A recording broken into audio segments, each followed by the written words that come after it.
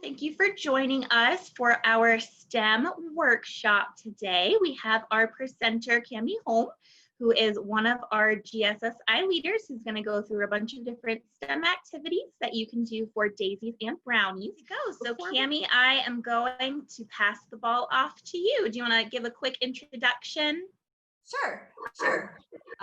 My name, as Leslie said, is Cami Holm, and I am the troop leader for 342, which is a Brownie troop at Hebron Elementary.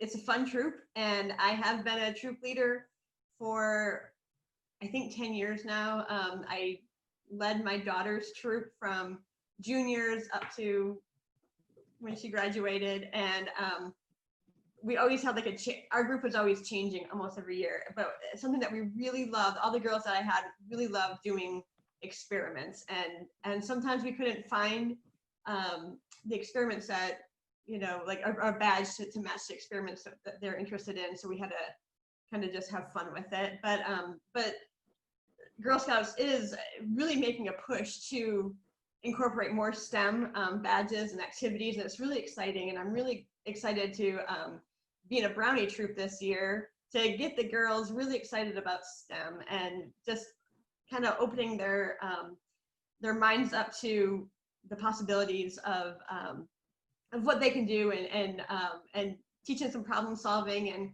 but most importantly to teaching it's okay to not know the answers and to make mistakes and figure out like what went wrong and how we can adjust things to just get the results that we want. And my daughter actually did her gold award teaching STEM activities to girls, some girls at Stockwell Elementary and then at the Boys and Girls Club. And she did this because women in STEM just aren't really there. And she did some research and found that around middle school is when they really start to become girls start to be disinterested in STEM, and so I think it's a good idea for Girl Scouts, but also us as leaders to just encourage that that STEM thinking at the younger ages too, and not be intimidated by technology or mathy things and that sometimes we are, and it's okay for the girls to make mistakes, and it's okay for us to make mistakes too. If a girl asks a question and we don't know the answer, it's okay to say we don't know, and we all have our phones, we can kind of look things up pretty easily. But so I just have some activities, and just because of how the world is right now with the Zoom meeting instead of a in-person meeting, I hope that you get the full effect of it. I was trying to make this a little bit interactive and hands-on, but that's okay. We'll work through this and stuff. So I'm gonna show a couple experiments or a couple activities that you can do that focus on coding, mechanical engineering, and circuits. And those, I think, when I look at my troop leaders, who are wonderful, and they're crazy and will do anything the girls want to do, but behind the scenes they're like, I don't know how to do that, and I don't know what that means, and I don't know like if I can handle something like with electricity or circuits, or I don't know anything about it, and it's kind of like it's fun for them, those adult women to learn too, and it's not as scary, and they have fun too. And most everything I'm going to show you is stuff you can use pretty much around your house. That now our house is a little bit quirky because we have some weirdos in our house that, no offense, Kim, my daughter's holding the camera for me. Hi.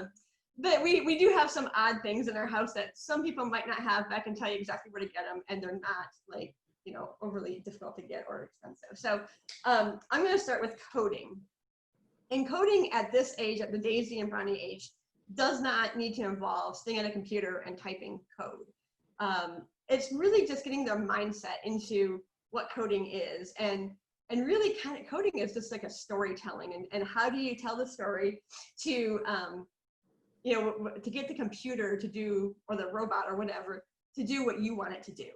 And one thing that, and I can't show this in this format, but one thing that the girls love to do is an ice cream game that we play. And because who doesn't love ice cream? But we have a sundae party, and they have to tell us how they want their sundae made, and they write it down. And the goal of this, as the leaders, is we want the girls to be as specific as possible, because the computer is not going to run if you're not specific, right? And and so it becomes a blast, because, and it's messy and it's fun, but the girls will write down, I want ice cream, chocolate on top, sprinkles, whatever. And so we kind of take that literally. Some girls will write, I want chocolate.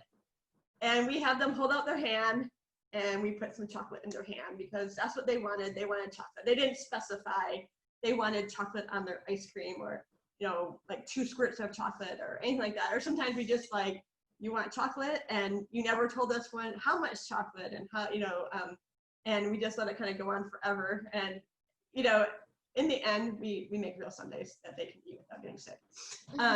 So, but we also do some games too where the girls kind of sit back to back, and one girl is given a picture, and she has to describe to the other girl who can't see the picture how to draw that picture. And it could be something simple like 3 shapes stacked on top of each other, or like a simple house, but without using, like, don't use the word square and don't use the word triangle, but how do you draw the lines to make the object? How do you kind of convey that those words, those specific words, just like you have to say to a computer? Because I've coded enough, and so has my daughter, that when you get that error because you weren't specific, or you said the wrong thing, it's the most frustrating thing in the world. And this also teaches the girls to handle that frustration and learn from it, and not like get so mad that you don't want to do it anymore. So coding at this age doesn't need a computer. And here's a couple of things that we have done. And this is, I also collect my friends and families and neighbors and troop parents. They collect things for me, like these are egg carton, like the egg carton things that they come out of. And you can staple them. I just stapled them in like a kind of a grid formation. And I had some extra ones over here. And you can make this, as the girls get older, you can make this like more like challenging, and make it bigger, or just kind of like in a different kind of shape or whatever. And then what we do is we have like little Easter eggs that we fill with treats. And then there's like these, like, usually I use like pom-pom balls, but we're out of those today. So we'll put that on our list. So this is just, but these are just like blocks that this is blocking the girl from like a roadblock in her path. And so we take a little Lego figurine or any kind of little figure, and they have to write down, just by looking at it, they place their Lego where where they're going to start. And you can use like these little, it kind of speeds up the process a little bit. But we have like little tags that say like go forward, or turn right, or turn left, and that's just a good way to get started. And so they will say to this little guy, like, if I want to go forward, I'm going to have to go forward 1, 2, 3, 4, 5, 6, 7.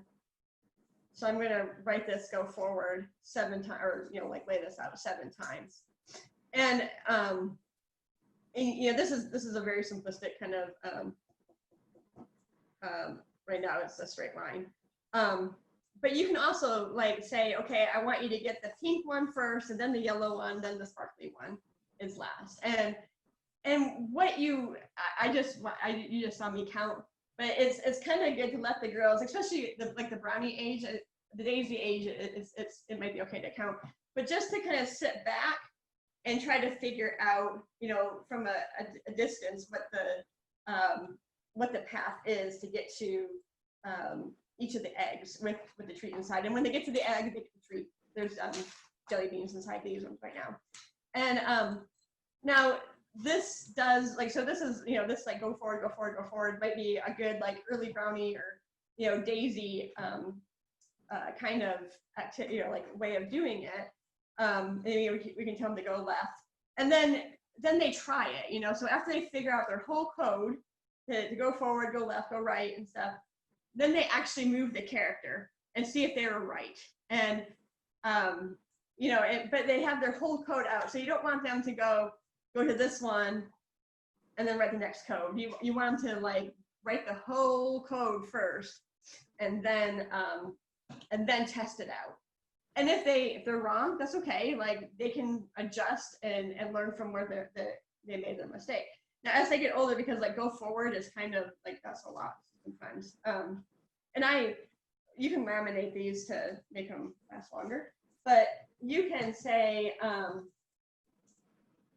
go forward 4, and then you would write in on this one, we'll write in for 7 steps. And these are really like the 4s and there's an end one. And and even older, you can do like an if, like here's an if statement. So if there is and this might be, I have another maze that this might work better on. If there's a wall or a blocker in front of me, then what do you do? And I don't have my then, I lost that one. But so you can use these like just word strips. It kind of like breaks down the time of a kindergartner right now, go forward 7 times and stuff like that. So, but that's one way. That's a basic. That's what coding is. It's telling the computer to do this many times, and then you get the result that you want. And this right here, this like go forward 7 steps instead of doing the go forward 7 times is a loop. So that's what they're learning, the loops in coding. That every time we write a code, we don't have to say do this and then repeat it like 7 times. So that's one way of like we call it the egg crate code. I'm going to put this. Cami, quick question for you. When you were doing the if then, so I know you had for the if there is a wall, what would be a good then option? That might just be something that the girls can brainstorm what they want to put for then. If there is a wall, you can say turn left. And this is a little bit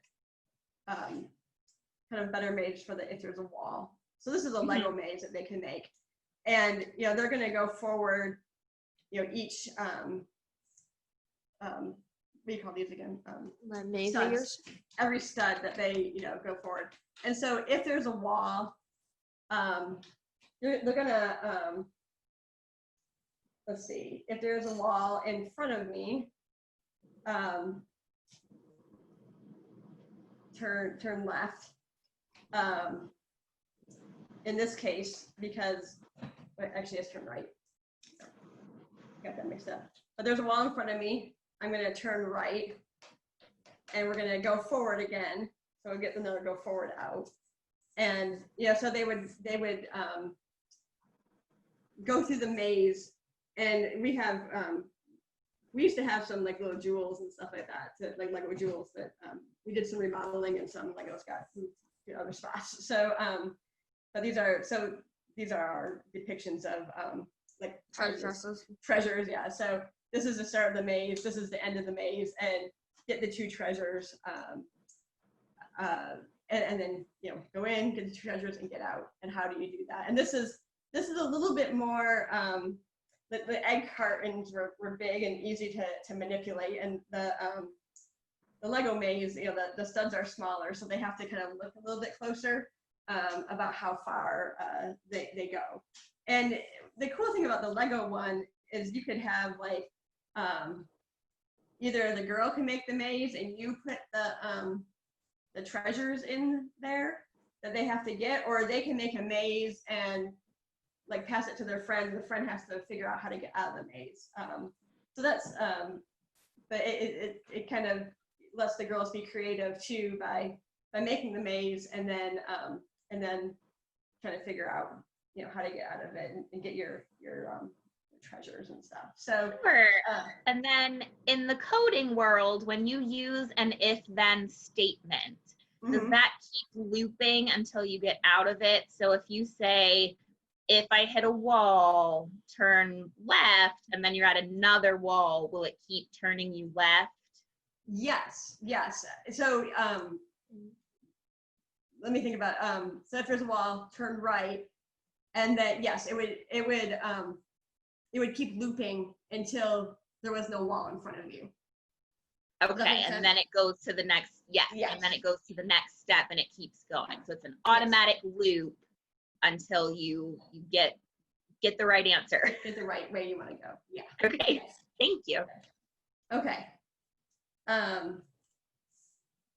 So that's another again, just easy way to kind of introduce coding to the youngest kids, and you don't need a computer. Another thing, this oh, here it is. You know, code is all made up of binary, which is ones and zeros, and it's a pattern, and that's another thing that coding is all about, is patterns. And then you don't have to be this like fluent in binary and stuff like that, but it helps the girls just, you know, give them a little background on what, you know, what's actually going on in the computer when they're coding.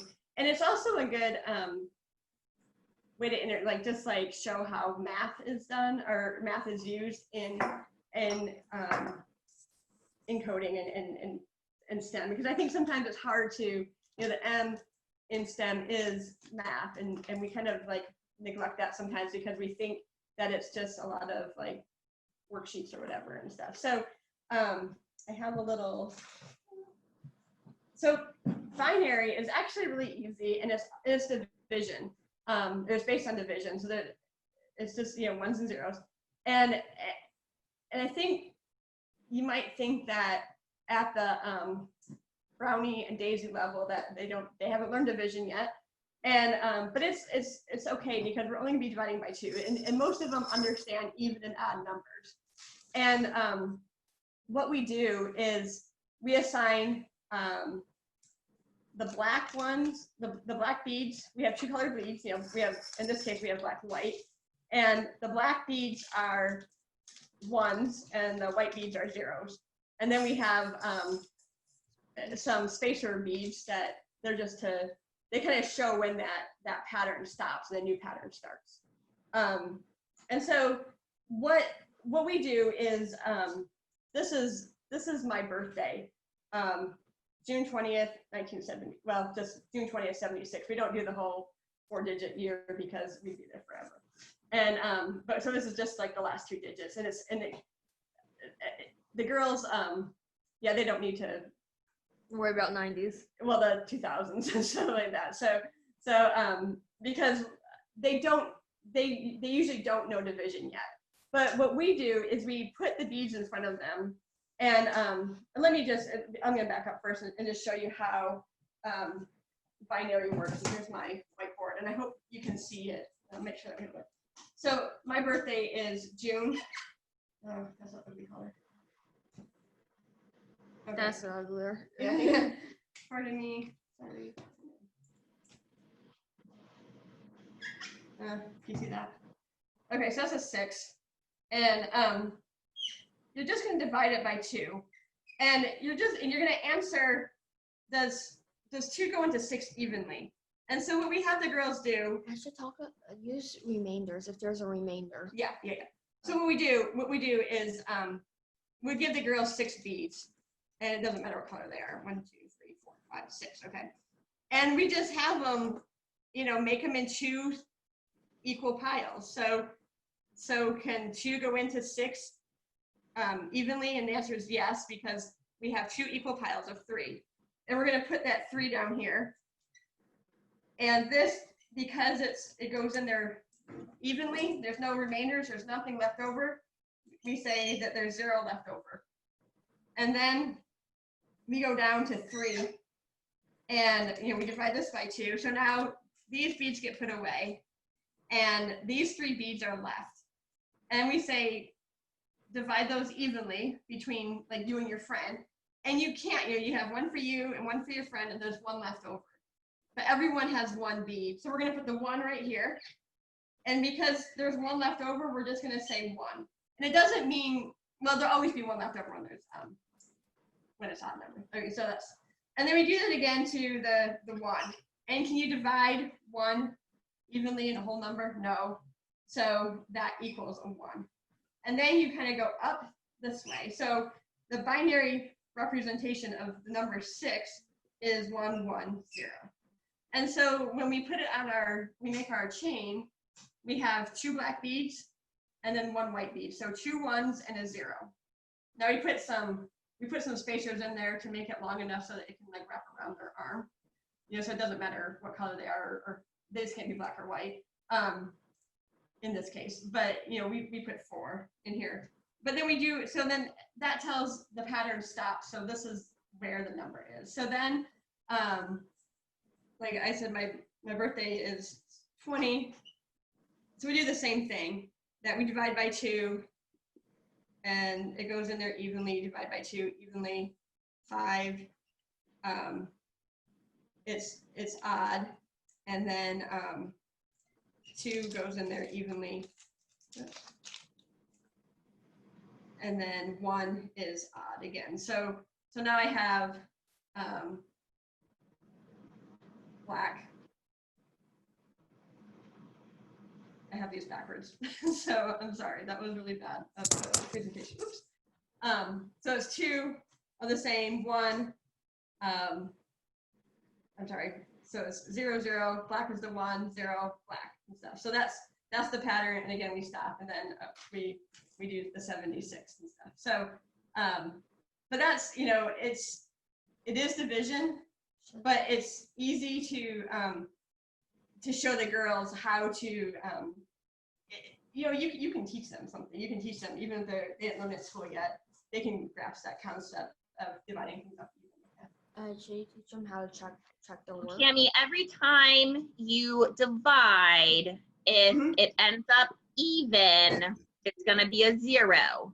That's and if correct. it ends up odd, or if you can't divide at all when you get to the end, it's a 1, correct? Yeah. So you'll keep dividing the whole time, keep dividing by 2 with whatever's left over until you can't divide anymore, because you always end with 1 left over. And that's when you then go and say, okay, what's my pattern of 1s and 0s? And as long as you're assigning a color bead, this bead color is going to be 1, this bead color is going to be 0. That's how you do your bracelet. And then add however many spacers you want in between. Yeah. And exactly. remind me, did you say that there's a handout with this information that we can distribute afterwards? Yes, and I will send it to you to distribute. And I apologize, we're all working from home, so the computer absolutely, it's no problem. I know we're going through a lot quickly, so I wanted to double check that while we're recording, so no one's panicking or trying to take quick notes. Yeah. So I will, and then I'll include like a guide on how to, just because we're kind of running out of time, but I'll include a guide on how to make sure you're right, kind of. Yeah, that sounds fantastic.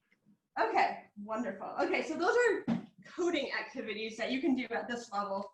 And like I said, like even just getting the girls to understand it's a story, and getting them to think about what you want the end result to be, and how do you say it to get to the end result. And and some girls will get frustrated, and I've had some girls get kind of frustrated because, like, when we did the drawing activity, that I said to do this, and my partner didn't do it, but it's that learning and coding is frustrating and stuff, but learning that emotion of of real life, you know, code and stuff. So, which I think is important too, that it's just not, but it's also, you don't have to, if you just realize that you don't have to give up on it or anything like that. So those are some coding activities for the younger girls. And let me clean this up and we'll move on to circuits because I think this is fun. And I credit my daughter for teaching me this. So circuits are just fun anyway because you can get things to light up. And this is just regular Play-Doh that you get at the supermarket. I don't have a, oh yeah, here's a lid. And so this is just like Play-Doh. And this is pretty inexpensive too. I mean, so you can make it, you can make the Play-Doh at home to be conductive. You just have to add Salt and cream of tartar. Salt and cream of tartar. And we actually made some the other day, but it just, I don't know if it's the humidity or what, but it was kind of tough to work with. Did your phone away? Oh. And these are LEDs, which are like the easiest lights to work with and everything. And the only thing you have to remember about LEDs is that, can you get me close on them? Oh, yeah. Okay, and can you zoom in on the light a little? Yeah, hang on, your thing. Yeah. I'm just going to do that real quick. Okay. So, oops, So you've got the light and then the wires on the other end.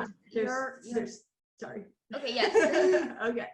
So there's the light and then two nodes. And the one, I'm going to squish these a little bit together. You can just see that one of them is just a little bit. Angle it. Sorry, this way? Yes, that's perfect. Okay. One of them is just a little bit longer than the other one. And that longer one is the positive node.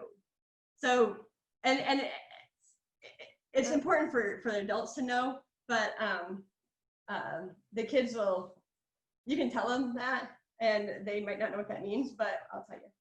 So, go ahead. The term is called polarized. They're polarized. Polarized, yeah.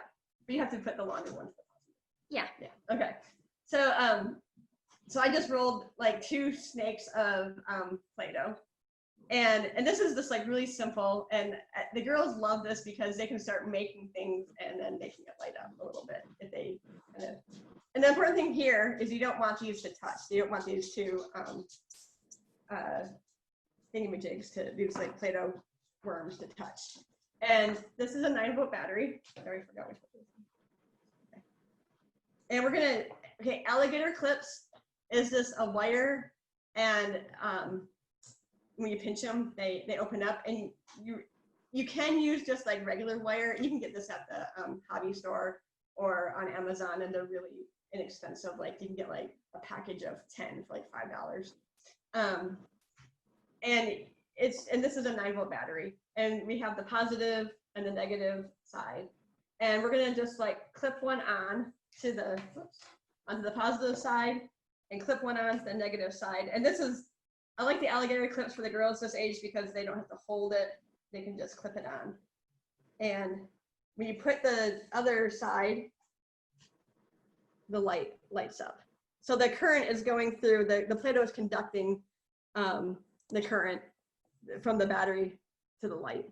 And this is a parallel circuit, and this is easy to remember because the little worms are parallel. So, and you can add more little LEDs to the worm. And so once they learn this part, they can start like making things. But this part is a little bit difficult because you have to keep them apart. So if we, let me take these apart for a second. Now this is Mold magic. like Model Magic.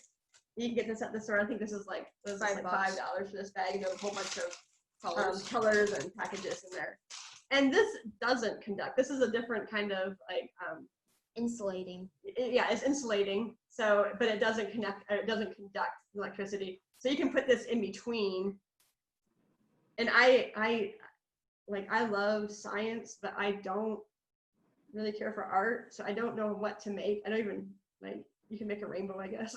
So, but the girls have gotten pretty creative, and this way it kind of keeps those worms separate too. But it just gives them a you know, when they want to make something how to keep those those spots negative and apart from each other. Okay, and this is a good example, like they're not working. So I bet you it's because,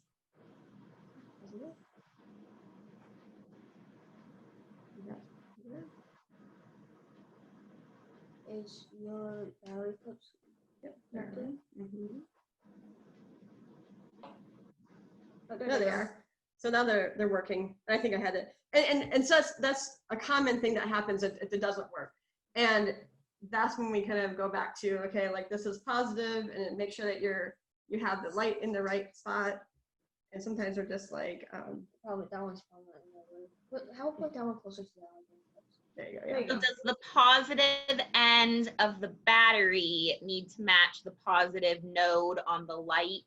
Yes, the longer leg. Yeah. Okay. They have to match.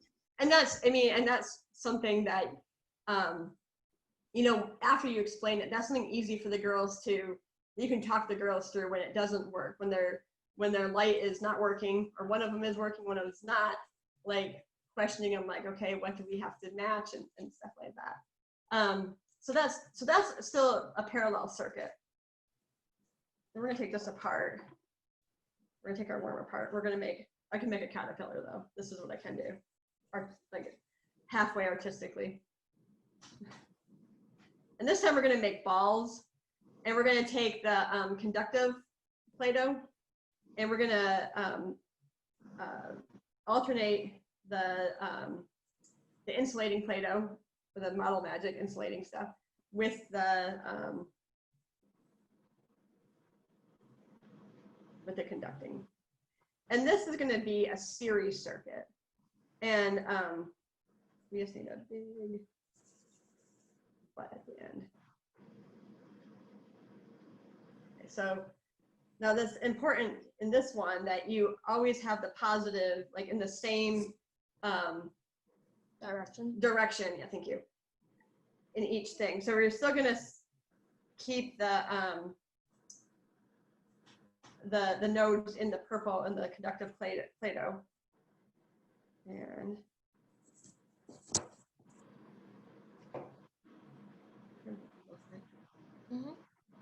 and I'm gonna take one out. Hey, go. Take it. Start like small. Go right here. No, put one here. We'll put the green one there. Okay, that one isn't working. So we're going to. There you go. Now then, put it on. There you go. There you go. So in this one, the electricity is traveling through.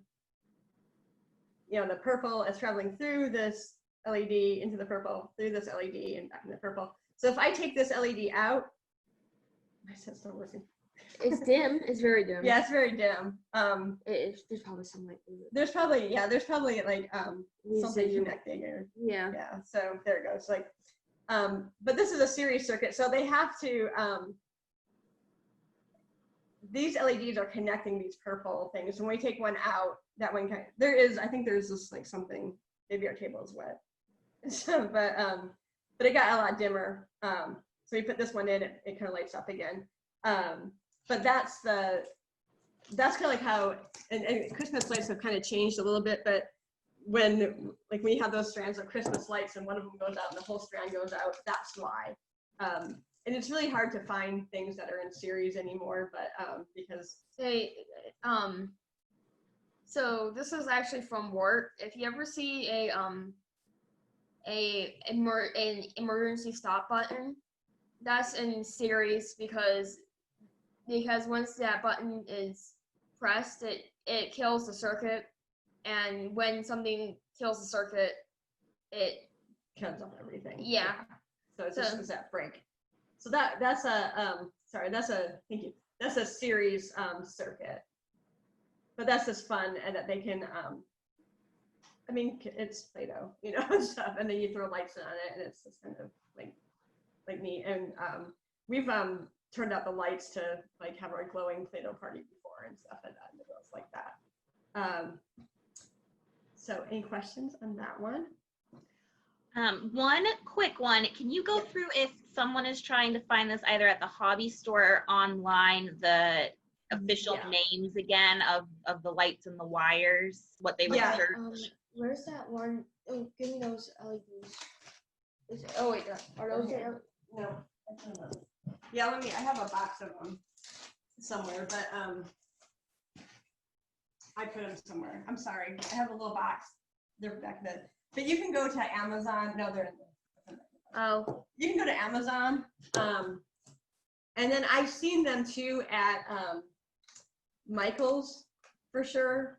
That they come in like this isn't it, but they come in a little box like this that has like all different colored LEDs. The thing that you want to look for though is the longer legs on them, because there are some with like really short legs or like this big, and they just get you can't stretch them out like as easily and stuff. So, and you can get like 100. They come in packs of like 100 or 500 or something, and they're like $5. Yeah, it's like $5 or $6 and stuff, or just but you just want to know what to search online, because I'm sure if you type in LED light, it might just give you the Christmas light. Yeah. Maybe for circuits or single LEDs, or actually say LED project. Maybe that could work. An LED project lights. And I'll get the actual name because I did look it up on Amazon just to see how much it costs. I'll get the actual name and put it in the paper I send you. And then these are alligator clip wires.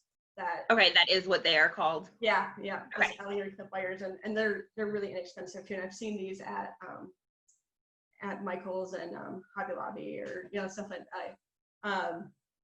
Again, Amazon. We actually use a company called Adafruit, and they're a little bit more pricey, but if you buy a lot, they give you a discount. And they have some, and maybe it's for the older girls, but they have some really cool experiments you can do with like different. But that's what Kaylin used for her gold award, when she went through Adafruit to get all her. Awesome. Yeah. So it just depends on how many girls you'll be working with and what you need, and you can kind of find your price point. Yes. Price point that'll work for you based on that number. And you'll get some of these that just don't work either, and but you get 100, so you just throw it away. So, but yeah, it's not. I mean, it's really. I think it's kind of difficult to. You wouldn't want to buy just like a little individual pack of, because you can buy like just red LEDs, but the little container that we have several, are all different colors, and like the white ones shine the brightest. We didn't have any of those white ones, but you just want to make sure it's two-legged, two-pronged, because there is like a 4-leg. There's 3 and 4-leg ones. That's like a little bit more advanced. Yeah, you don't want those. So Play-Doh, Model Magic, and LEDs, and alligator clips, and batteries. So, can I do a safety disclaimer? Do what? Yeah. Safety. So another thing, I've seen this done with the when I was doing my gold award. Do not let the girls pinch themselves with the alligator clips. They they will hurt. Yeah. And good note. Or pinch each other. Or pinch each. Yeah, that's Also another thing. I can see this mistake happening. Do not like do you want to see an LED explode? Yeah. Okay, so this is a surefire way to explode an LED. I'll show it to you guys. Yeah, so don't do this. Oh, no. See, watch that. It's going to burn. Yeah, so it doesn't explode. It's just burning. It's just burning. So it's burning out, and you have like you're stuck with this little. So now it's dead. It's dead. So it's really hot. Yeah, that's.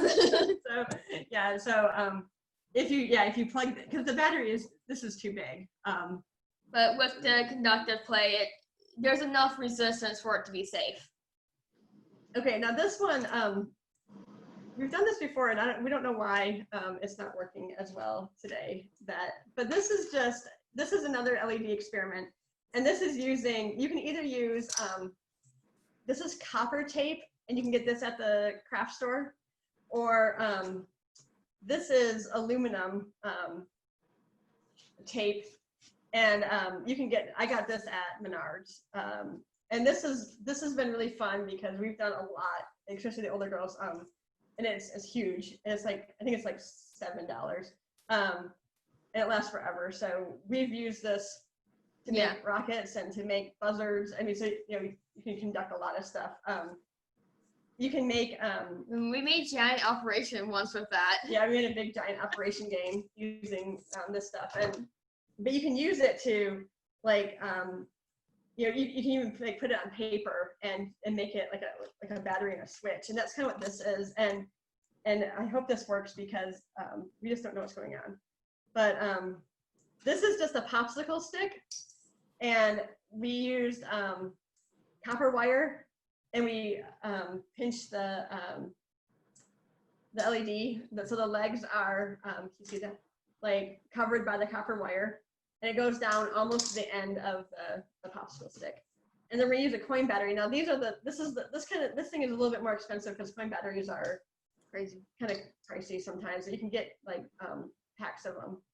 And they use a binder clip to complete the circuit. So angle it here. There you go. Okay. So So your wire is under the copper wire? Yeah. Yeah. And yeah, see, it's just not working. Like we had some problems with this. Like we had it working and then it stopped working and then it worked again. Try the. I'll try this other one. But we don't. We're trying to figure out if it's like if our popsicle stick was bent. But you could do this with like paper and like make a card or something like that. And then yeah, see, these just aren't. Oh, there it goes. Oh, that was bright. Yeah. So there's something, maybe I need to cut the tip off that's flashing. So there's something going on here. But oops, I just broke it. That's broken now. But what happened? Oh, no, it didn't. okay. So that's just another way you can use and it's safe for the younger girls, and it's just easy to kind of create circuits without using like a whole bunch of wire and stuff like that. So that is one other. So those are the circuit projects that we have done in our group. The last thing that I was going to talk about is like mechanical engineering type, like structures and mechanics. And one thing that, and you can do this in several different ways, is because every Girl Scout loves when you bring food as a project. And pardon me, I lost my Your fix. So, but taking you can do this with like mini marshmallows and spaghetti, but making like making structures out of like making the tallest structure, or making a certain like a house, or if you give them a challenge, the girls love that, like just to like see what they can make. And again, there's a frustration level because at some point it becomes too big, or they need to learn how to stabilize it, and just standing back and let them like kind of talking them through it, they get that. And I think these are the wrong toothpicks, but like being able to build with food is I don't know, my girls anyway, have always loved doing that. So we have done the spaghetti. We've done at Valentine's Day we did candy hearts. They had to build their candy hearts into a tower, and they had a piece of paper that could help them and a pipe cleaner, and they had to figure out how to use those two things to get their candy hearts the tallest and stuff. And it's my girls are second grade mostly, and I was surprised about some of the things that they came up with on how they use the paper to make their towers taller. Now the thing that you have to that I've learned in all this kind of all these activities, and especially the building ones, though, and we say build the tallest tower, is that if there's parents around, they jump in and they start, and we really have to get the parents to back off and stay on the sides and watch. And there's no winners, there's no prize, there's no scholarship at the end if you have the biggest towel or anything like that. So but letting the girls through trial and error, make mistakes and work through their frustrations, and we usually do this like in a group, like a group of 3 or 2 will work together to build something. So that's an easy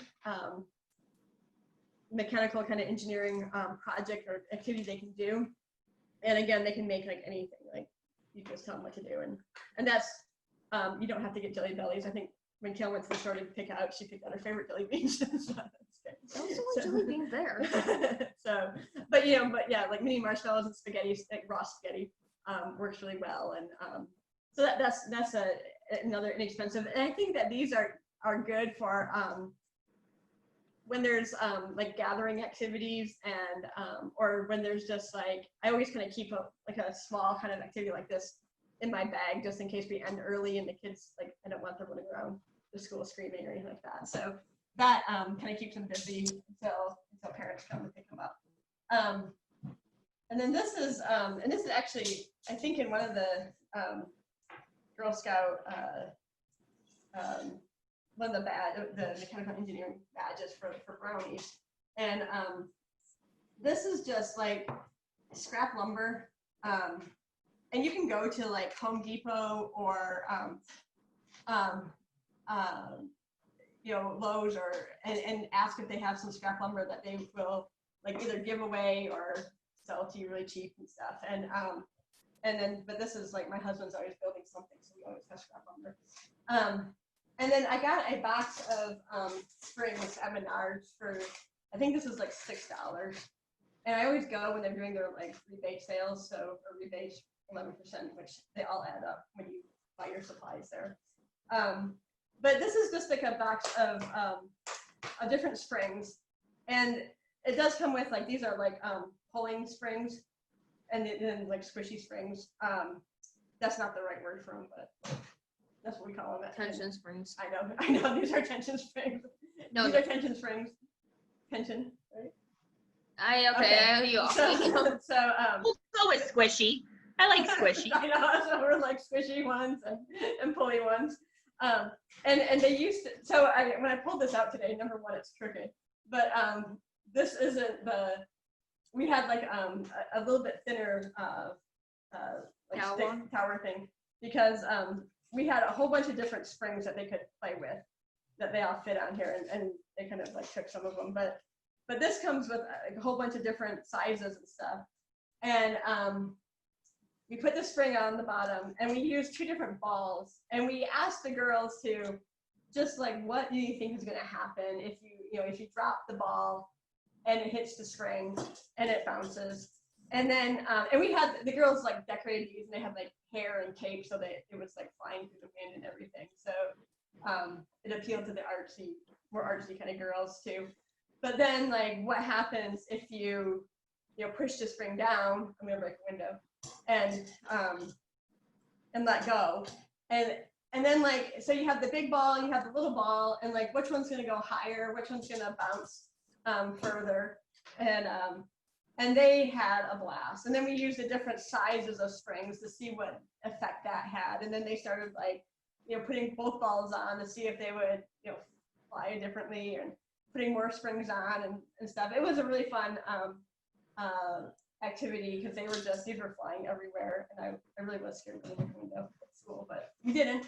So but we just have to be a little bit careful, especially with the bigger balls. And these I just got like at Michael's, like those little, I don't even know what they're called, but just wood beads.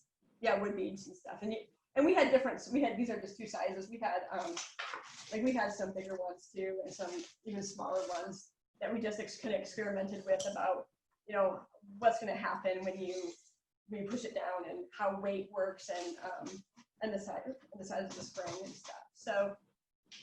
So those are my I think I covered everything that I had I hope that those are some good ideas, and they're like most of the stuff you can find around your house, or just a quick trip to the hobby craft store. But I'll write everything down and get that out to you, Alyssa, and you can distribute that to whoever wants that. Yeah, and we'll send it to everyone. I'll see if anyone else has questions. Just wait one more minute. The question that I thought of, I know sometimes girls can get very discouraged if it's an activity that they are not familiar with, and you just have that initial, I tried for 30 seconds and Yep. I shut down. Either, I failed at it, or I can't do this, I give up. What are your suggestions for when they shut down before they've really tried? I do have, when you said that, I have a specific girl I think about that she just, like, if it doesn't go exactly her way in the very first minute, then she kind of shuts down. And, it helps to talk about, I think in the beginning, like, this is hard, and it's okay to fail. And our leaders we start out with like what we failed at this week, and just put it out there, like, even as adults, that we fail. And my daughter and I sometimes we do Failure Friday, when things just don't go. We just talk about everything on Friday that we kind of just failed at, this Friday. And then, but what we learned from it too. And I think that's like, we're all going to, and I think showing the leaders as being vulnerable too, that we don't know the answers. Like I said, I love all this, but I sit there and call it a squishy spring. I don't know the name of it. And but we don't know the answers. And but I've also learned to pair up like a really, I don't know if the word ambitious is, but the girl that just like, who fails and like, okay, like I can do it this way, or maybe I'll do it this way, who's very like accepting of her own failures and it's really learning from that. Like that helps to pair that kind of those kind of girls up together, because the girl so I always pair up these two girls, the one that shuts down easily and the one that just like, she's a little bit crazy, but she still keeps trying and doing different things and has a great idea. And it really does help because the girl that is a little bit more like accepting of her failure can laugh at herself. And that's what I think that's teaching that one girl, that it's like, nothing happened when you failed. Nothing, right. Nothing bad, like we didn't kick you out of Girl Scouts because you couldn't get the ball to bounce, or, right. power to, stuff. So, and then always emphasizing, we want to see how tall you can build it. And there is like a little bit of competition, but nobody's going to get a prize. And I don't know if that's like the right thing to do all the time, but you can just challenge. It's okay to challenge yourself and just like be proud that you did something different. And I always tell the girls too that, and maybe you won't like it. Maybe you don't like the activity that, filled with jelly beans. You just want to sit there and eat them and stuff. But as long as you try, and that's, right. giving a good effort and stuff. And I think a lot of girls, like they come in sometimes, they're like, but then they're like the ones that don't want to go home because they're still throwing beads off the springs and stuff like that. So, but I think just keep encouraging the girls. And I think that the thing though that we have to as leaders and parents and adults is to just not jump in all the time to fix it.